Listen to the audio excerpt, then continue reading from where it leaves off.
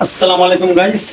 আজকে আমার ছেলে কি বলছে আমাকে, আমি শুনে সেটা শখ। তো কি বলেছে আমি বলছি সেটা। তো আমার ছেলে আজকে বলছে আব্বা খাতা লিখবো।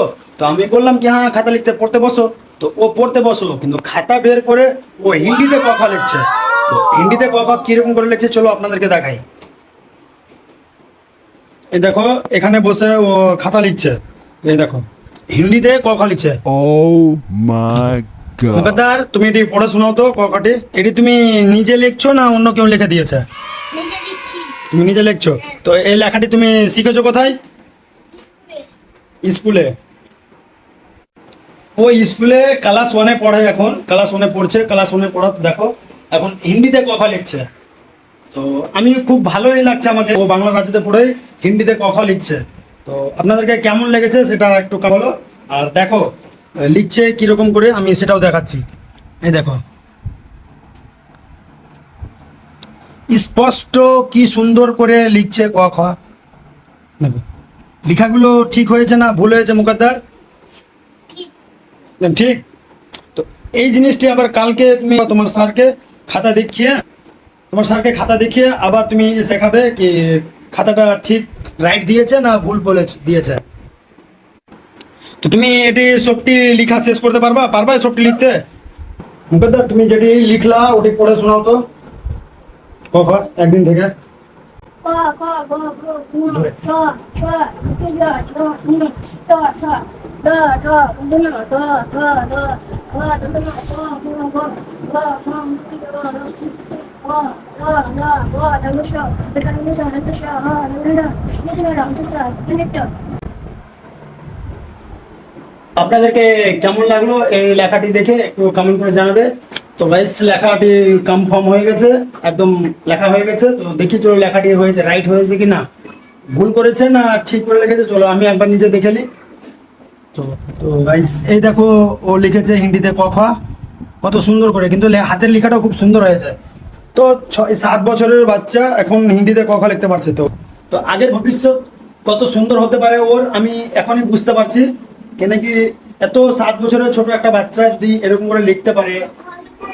দেখো তো হিন্দিতে আবার ও বলছে কি ও আও লিখতে পারবো। তুমি পারবা ও আ লিখতে হিন্দিতে? ও বলছে কি হিন্দিতে ও আ লিখতে পারবে। তো এটা ও বই দেখে লিখেছে না বিনা বই দেখা, ওটা চলো জিজ্ঞেস করি। তুমি কি এটি বই দেখে লিখলে ক খ না। হিন্দিতে? দেখো ও বলছে হিন্দিতে ক খ লেখেনি। তো আপনাদেরকেও দেখালাম যে ও লেখেনি বই দেখে। তো বই লেখে যদি দেখতো তো আশেপাশে বই থাকতো পড়ে। তো বই দেখো লেখেনি। আর এই যে একটা আঁকি দিল, এই আঁকটা মারার জন্য শুধু একটা খাতা বের করেছিল। তো এখন আবার ও আ লিখছে দেখো হিন্দিতে। এই দেখো এটা লিখলো ওয়া হিন্দিতে, কিন্তু ঠিক লিখছে। একদম সুন্দর, খুব সুন্দর হয়েছে, খুব সুন্দর। দেখো আর কি চাইবো আমি, আর কি চাইবো? 7 বছরের বাচ্চা এত সুন্দর করে ক খ এবিসিডি লিখছে, আর কি চাইবো আমি ওর কাছ থেকে? কিছু চাই না। নাইস, এখন লিখছে ও। তো এই লেখাগুলো কার কার ভালো লাগে সে একটু কমেন্ট করে জানাও। একটু আমার ছেলেকে ধন্যবাদ জানাও, যদি ও আরো বেশি বেশি করে শিখতে পারে লিখতে পারে, সে আর একটু উন্নতিমান হোক। আমি চাই আর আপনারাও একটু আশা করেন কি সে আরো একটু উন্নতিমান হোক, আরো পারে লিখতে। দেখো ভাই এখন লিখছে ও নিজেই, কোনো বই নেই কিছু নেই, না বিনা বই দেখায় লিখছে ও, কোনো বইও দেখেনি। এবার আমার ছোট ছেলে ও ঘুমিয়ে আছে, ও এখন স্কুল যায় না, পড়ে না।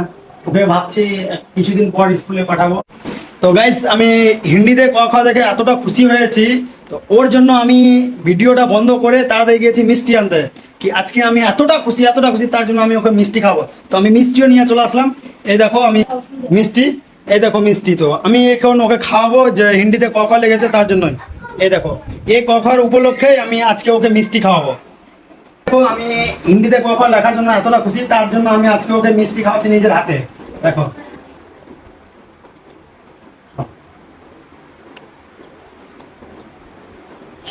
তো আপনাদেরকে কিরকম লাগলো এই লেখাটি, আর ওকেও একটু ধন্যবাদ জানাও। এত খুশি যে আমি নিজে দেখে বুঝতে পারছি কি কতটা ও ভালো হয়েছে, তার জন্য আমি ওকে আজকে মিষ্টি খাওয়াচ্ছি।